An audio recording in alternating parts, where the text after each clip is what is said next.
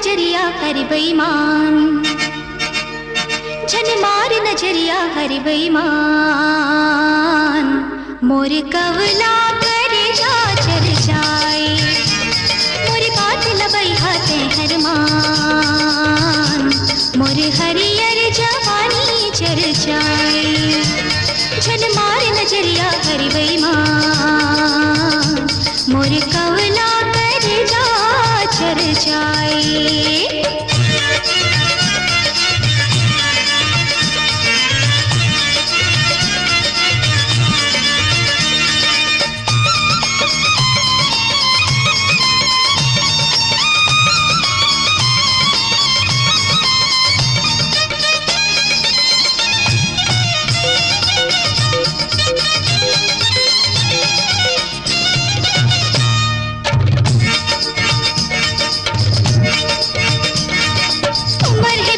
जुबना वाली रूप बिजुरिया चमके,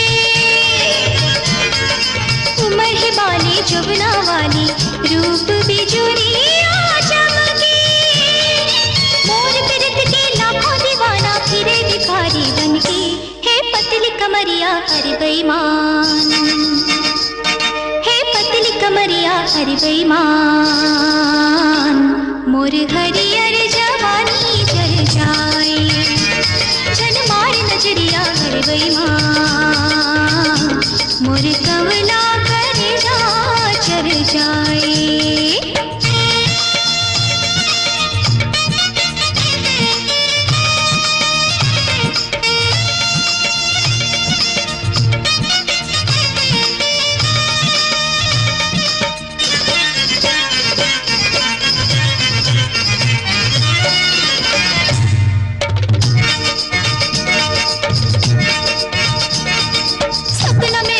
होश उड़ाती गली खो रही है चर्चा,